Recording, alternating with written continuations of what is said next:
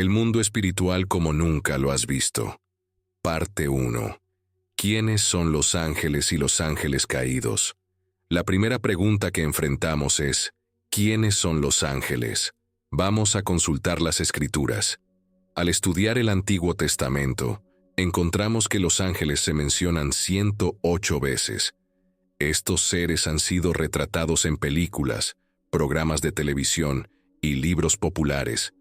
¿Existen realmente los ángeles caídos o son solo criaturas de ficción? Sí, existen y pueden afectar nuestras vidas más de lo que imaginamos. Sin embargo, no todo lo que se dice sobre ellos en la cultura popular es verdad. En Lucas 10, 18 a 20 se dice, «Les dije, yo veía a Satanás caer del cielo como un rayo. Miren, les he dado autoridad para que pisen serpientes y escorpiones, y para ejercer autoridad sobre todo el poder del enemigo, y nada les hará daño. Pero no se alegren de esto, de que los espíritus se les sujetan, sino más bien alégrense de que sus nombres están escritos en el cielo».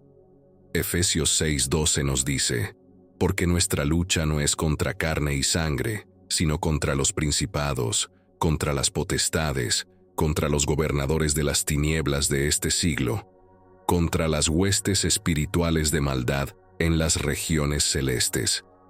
Este video hablará sobre cómo son realmente estos seres y separará los hechos de la ficción.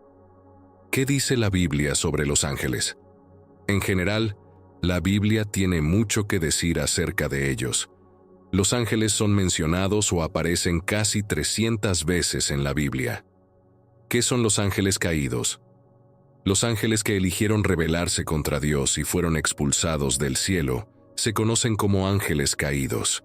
Enfrentarán ira eterna y agonía debido a su rebelión contra Dios.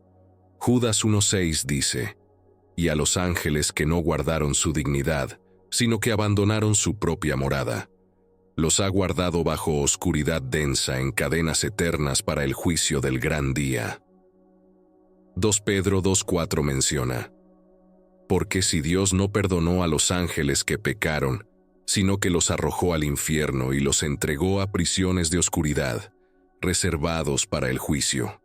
Estos ángeles han hecho de su misión arrastrar a la mayor cantidad posible de personas hacia su destino eterno, pues no tienen esperanza eterna. ¿Qué convierte a un ángel en caído? Las Escrituras indican que algunos de los ángeles probablemente siguieron a Lucifer, quien luego es conocido como Satanás. En Apocalipsis 12:4 se dice, «Y su cola arrastró la tercera parte de las estrellas del cielo y las arrojó sobre la tierra.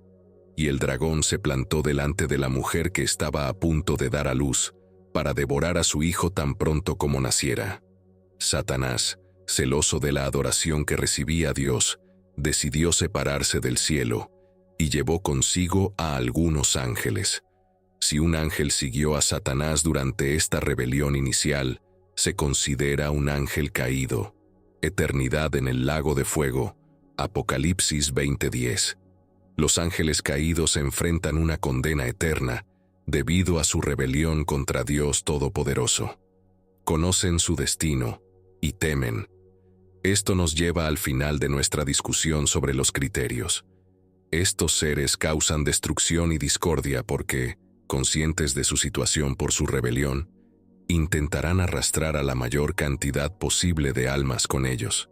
Esto significa que tratarán de desviar a los no creyentes de aceptar a Jesucristo como su Salvador y Señor, influyéndolos, tentándolos, persuadiéndolos, coaccionándolos e incluso poseyéndolos.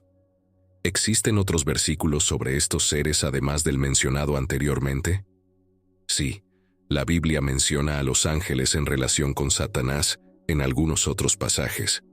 Apocalipsis 12:9 describe cómo Satanás y sus ángeles fueron arrojados a la tierra desde el cielo debido a su rebelión. Y el gran dragón fue arrojado, la serpiente antigua, que se llama Diablo y Satanás, el que engaña al mundo entero. Él fue arrojado a la tierra, y sus ángeles fueron arrojados con él. Mateo 25:41 describe el castigo que Satanás y sus ángeles sufrirán en el fuego eterno. Entonces dirá también a los de la izquierda: «Apartaos de mí, malditos, al fuego eterno preparado para el diablo y sus ángeles».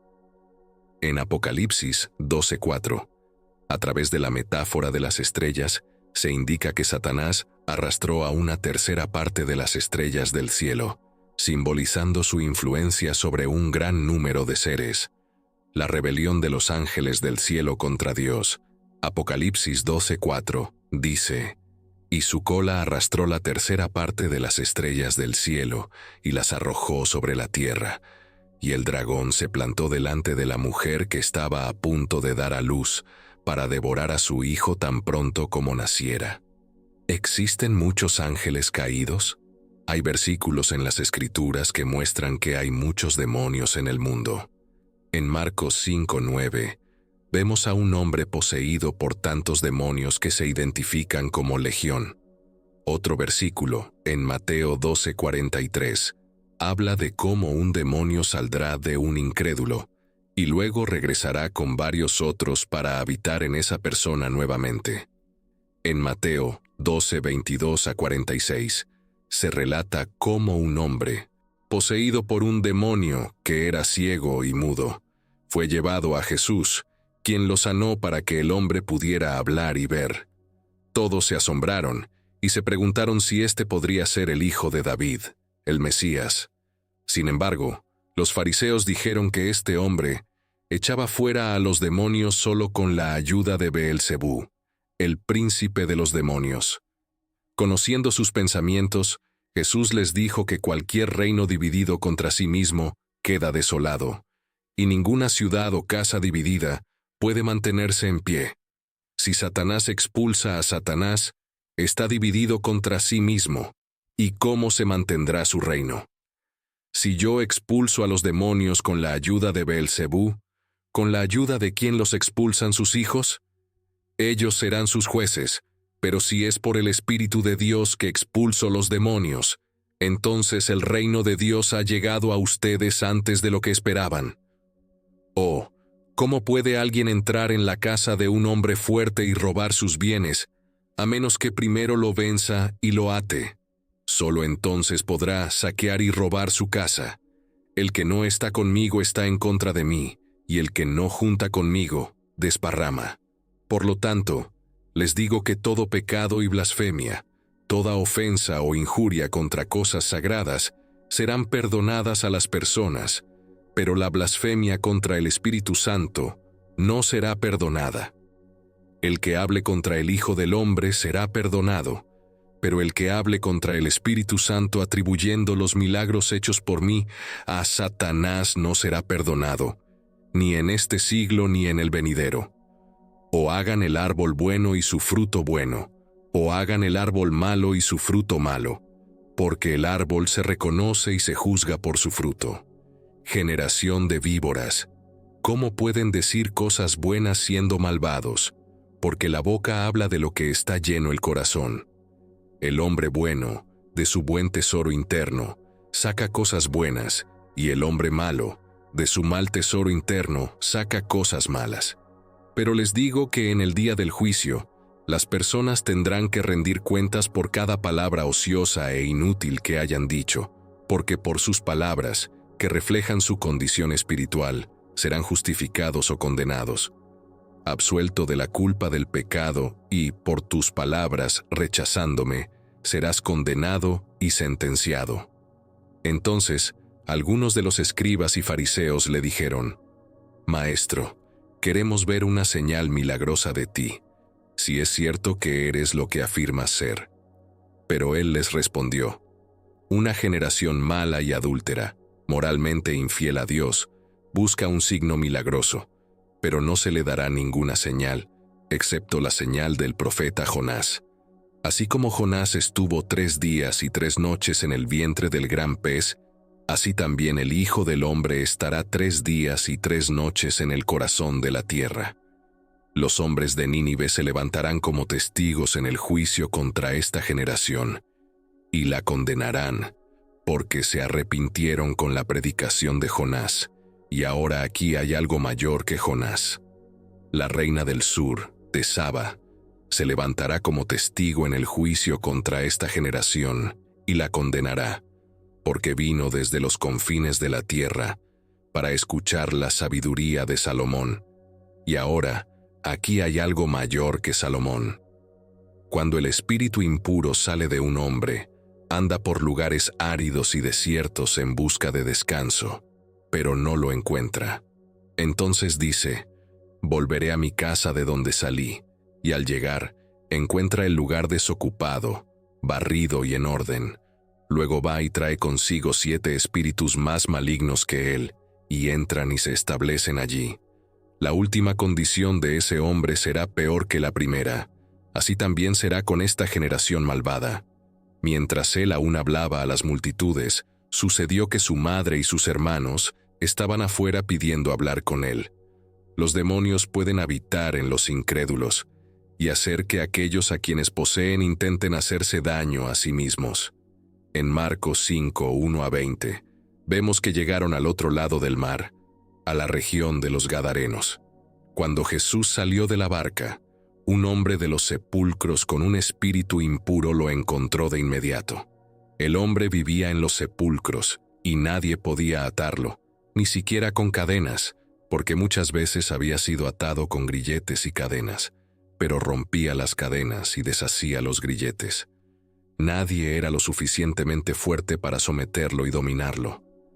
De noche y de día, él gritaba y clamaba entre los sepulcros y en las montañas, cortándose con piedras afiladas.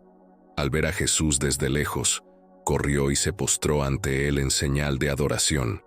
Gritando con gran voz dijo: ¿qué tenemos en común contigo, Jesús, Hijo del Dios Altísimo? Te ruego por Dios que no me atormentes.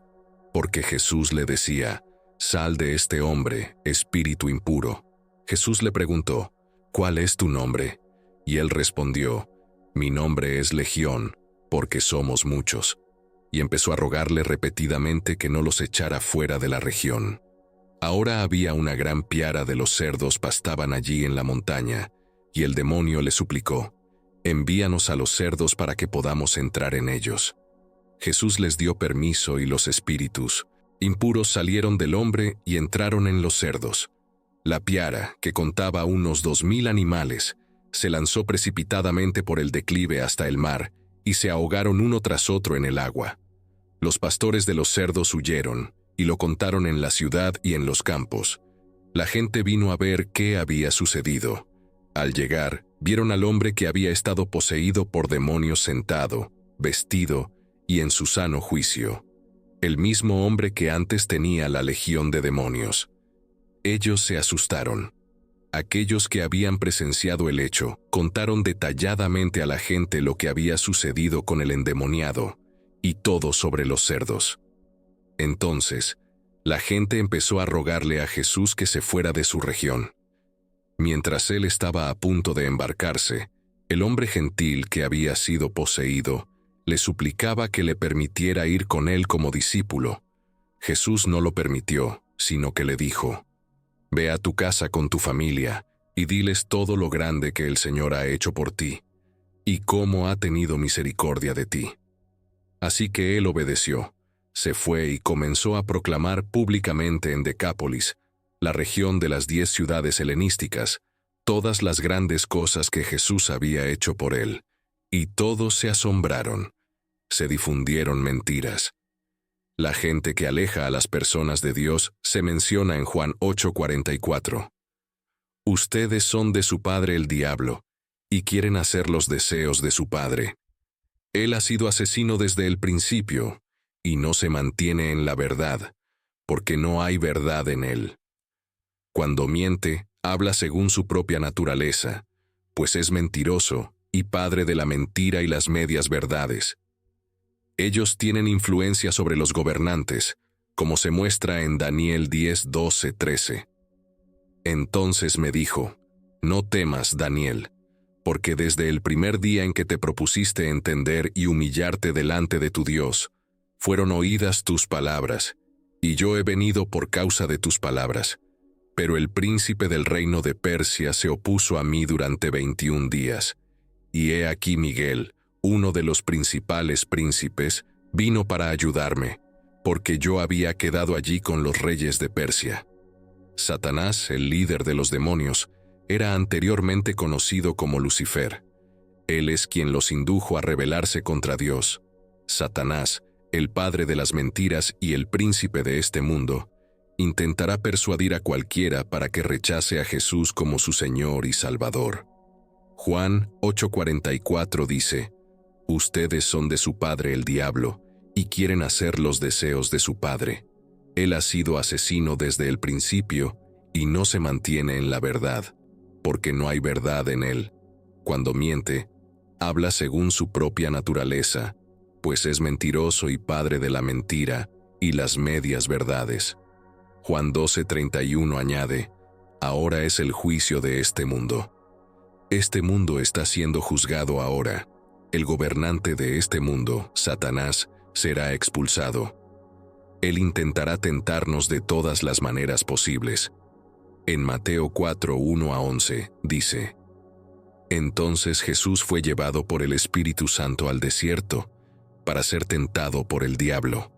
Después de haber ayunado durante 40 días y 40 noches, tuvo hambre, y el tentador se le acercó y le dijo: «Si eres el Hijo de Dios, di que estas piedras se conviertan en pan». Pero Jesús respondió: «Escrito está, no solo de pan vive el hombre, sino de toda palabra que sale de la boca de Dios». Luego el diablo lo llevó a la ciudad santa, Jerusalén, y lo puso en el pináculo del templo, y le dijo en tono burlón: «Si eres el Hijo de Dios, échate abajo, pues escrito está, a sus ángeles mandará cerca de ti, que te guarden, y en las manos te llevarán, para que tu pie no tropiece en piedra». Jesús le respondió: «También está escrito, no tentarás al Señor tu Dios». De nuevo, el diablo lo llevó a una montaña muy alta, y le mostró todos los reinos del mundo y su gloria. Y le dijo: «Todo esto te daré, si postrado me adoras». Entonces Jesús le dijo: «Vete, Satanás, porque escrito está, al Señor tu Dios adorarás, y solo a Él servirás». El diablo lo dejó, y vinieron ángeles a ministrarle, trayéndole comida y sirviéndole.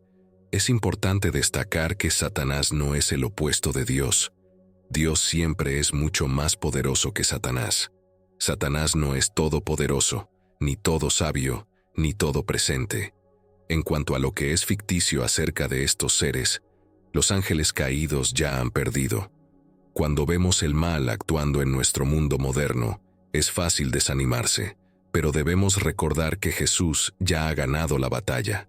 En el 1 Juan 4:4 se dice: «Hijitos, vosotros sois de Dios, y los habéis vencido, porque mayor es el que está en vosotros que el que está en el mundo». El destino de los demonios ya está decidido. Es solo cuestión de tiempo antes de que se cumpla.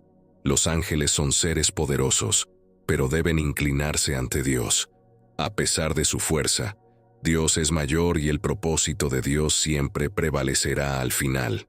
Respecto a los ángeles que no han caído del cielo, podemos aprender algunas cosas sobre ellos en las Escrituras. Los ángeles alaban al Señor. En Apocalipsis 4:8-10 se dice: «Y los 4 seres vivientes, cada uno de ellos tenía 6 alas, y, alrededor y por dentro estaban llenos de ojos, y no cesan día y noche de decir: Santo, santo, santo es el Señor Dios Todopoderoso, el que era, el que es y el que ha de venir, el Dios eterno e inmutable. Y acción de gracias al que está sentado en el trono, al que vive por los siglos de los siglos». Los 24 ancianos se postran ante el que está en el trono, y adoran al que vive por los siglos de los siglos, y colocan sus coronas delante del trono diciendo: «Los ángeles que se encuentran con los pastores en el campo durante el nacimiento de Jesús, también cantan gloria a Dios». Lucas 2:14. Los ángeles son criaturas poderosas. En términos de fuerza, el salmista los coloca apenas un poco por encima de los humanos. En Salmo 8:5 se dice: «Sin embargo, Lo has hecho un poco menor que Dios, y lo has coronado de gloria y honra. Salmo 103:20 explica cómo son poderosos y fuertes. Bendecid al Señor, vosotros sus ángeles, poderosos en fortaleza que hacéis su voluntad, obedeciendo la voz de su palabra. Los ángeles luchan en batallas espirituales. Miguel y Gabriel pelean contra el príncipe de Persia, un demonio que influye en Persia, según Daniel 10. Las batallas espirituales ocurren constantemente a nuestro alrededor, como se menciona en Efesios 6:12, porque no tenemos lucha contra sangre y carne, sino contra los principados, contra las potestades, contra los gobernadores de las tinieblas de este siglo, contra las huestes espirituales de maldad en las regiones celestes. Los ángeles son seres espirituales que pueden tomar la forma de hombres. El ángel que confronta al profeta Balaam aparece como un hombre en Números 22:23, con una espada desenvainada. Un ángel del Señor se puso en el camino con su espada desenvainada en la mano. La burra se apartó del camino y se dirigió al campo, pero Balaam la golpeó para que regresara al camino. Ellos se presentan como hombres cuando las mujeres los encuentran en el sepulcro vacío de Jesús. Mateo 28:2. En Mateo 28:2 se dice: y hubo un gran terremoto, porque un ángel del Señor descendió del cielo, y llegando, removió la piedra de la puerta del sepulcro, y se sentó sobre ella. Los ángeles a menudo inspiran miedo en quienes los encuentran. Una de las frases más comunes que se escucha de un ángel en las Escrituras es: no temas. Lucas 2:10. Su apariencia es muy diferente de los encantadores querubines con flechas que vemos en las representaciones modernas. En su forma real, son tan sobrenaturales que algunas personas equivocadamente intentan adorarlos. En Lucas 19:10 se menciona que los ángeles pueden tener diversas formas y tamaños. Las 4 principales categorías mencionadas en la Biblia son: arcángeles, primera a los Tesalonicenses 4:16, querubines, Salmo 18:10, las 4 criaturas vivientes, Apocalipsis 4, y serafines, Isaías 6:3. 1 Tesalonicenses 4:16 dice: porque el Señor mismo descenderá del cielo con un grito de mando, con la voz del arcángel y con el trompeta de Dios, y los muertos en Cristo resucitarán primero. Salmo 18:10 dice: y cabalgó sobre un querubín y voló y se apresuró sobre las alas del viento. Ahora que hemos tocado brevemente qué son los ángeles, debemos discutir lo que no son, donde la cultura se equivoca al representarlos. No son adorables querubines que empuñan arcos y flechas.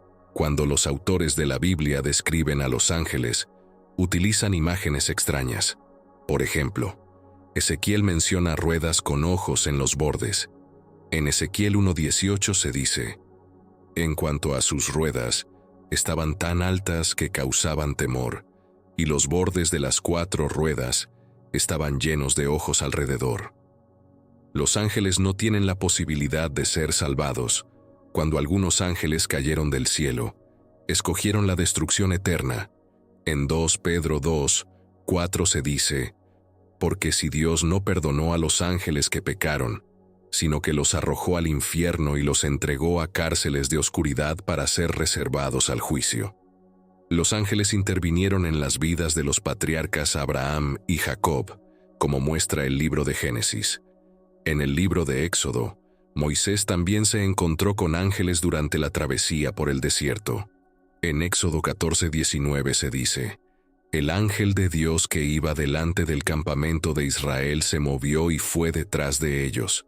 La columna de nube se apartó de delante y se puso detrás de ellos. En total, la palabra ángel o ángeles aparece 32 veces en los libros de la ley, los escritos de Moisés. Los ángeles de Dios se nos presentan en las Escrituras como las huestes celestiales.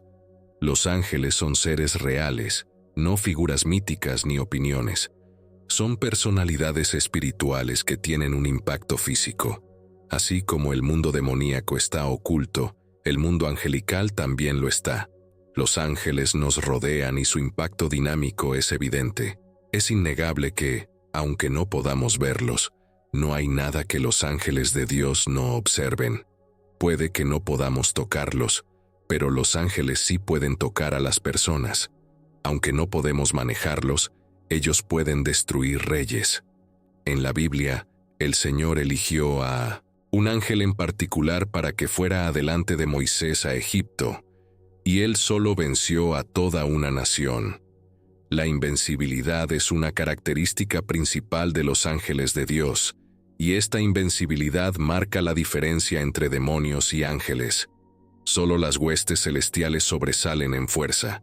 Salmo 103:20 dice: «Bendecid al Señor, vosotros sus ángeles, poderosos en fortaleza, que ejecutáis su palabra, obedeciendo a la voz de su palabra». Hubo una vez una guerra en el cielo, en la que las huestes celestiales, lideradas por el arcángel Miguel, lucharon contra Satanás y sus ángeles. Dios usó a sus ángeles para enfrentar el ejército caído de Satanás. Satanás no pudo prevalecer, y ya no había lugar para él en el cielo.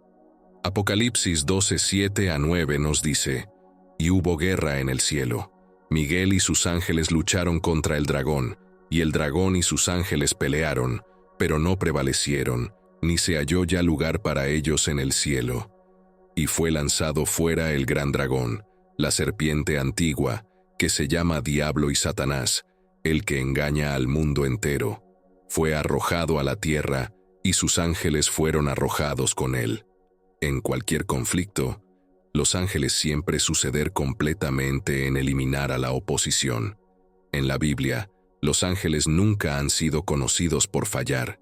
No hay nada que pueda enfrentarse a ti que iguale su fuerza. Ellos forman los guardaespaldas más eficaces de los redimidos. Además de destacar en fuerza física, los ángeles también sobresalen en inteligencia. La viuda de Tecoa, al describir la sabiduría del rey David, la compara con la de los ángeles. 2 Samuel 14:20 dice: «Pero mi Señor tiene la sabiduría como la sabiduría del ángel de Dios para conocer todo lo que hay en la tierra». Parte 2. Categorías de ángeles. Los ángeles tienen diferentes rangos. Nuestro Señor incluso utilizó un término militar en relación con los ángeles. Cuando Jesús estaba a punto de ser arrestado en el jardín, Pedro sacó la espada e intentó proteger a Jesús, a quien tanto amaba. Jesús dijo en Mateo 26:53, «¿Acaso piensas que no puedo rogar a mi Padre, y Él me daría más de 12 legiones de ángeles?» La palabra legión era una designación militar romana que se refería a alrededor de 6,000 soldados. En un sentido general, el grupo más grande de ángeles podría llamarse ángeles regulares. La mayoría de las veces, cuando se mencionan ángeles en la Biblia, se refiere a estos ángeles no identificados de manera específica. Hablar de ángeles ordinarios parece una contradicción. Sin embargo, en cierto sentido, esta designación es adecuada cuando los contrastamos con las diversas clases u órdenes de ángeles que menciona la Biblia. Los querubines son la primera de estas categorías angelicales en aparecer en las Escrituras. Surgen justo después de la caída de Adán y Eva de la gracia. Génesis 3 relata los eventos en el jardín del Edén, después de que Adán y Eva desobedecieron el mandato de Dios de no comer del árbol del conocimiento del bien y del mal. Adán y Eva pudieron haber extendido sus manos para tomar también del árbol de la vida y comer, viviendo así para siempre. Por lo tanto, tuvieron que ser expulsados de su paraíso terrenal. Así que el Señor Dios los expulsó del jardín del Edén para labrar la tierra de la cual habían sido tomados, como se menciona en Génesis 3:23. Sin embargo, ¿qué habría impedido a Adán regresar al jardín para desobedecer a Dios nuevamente?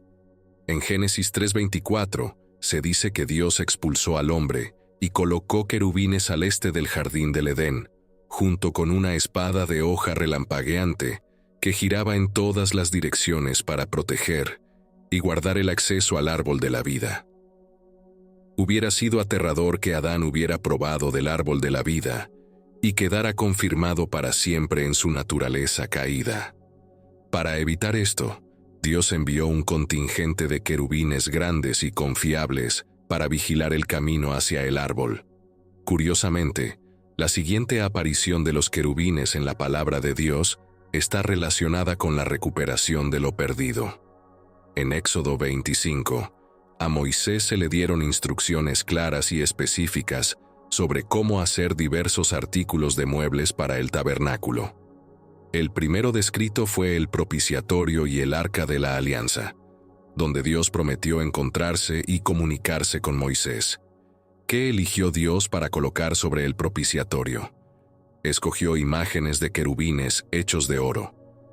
En Éxodo 25, 18 a 20, encontramos una descripción interesante que Dios le dio a Moisés.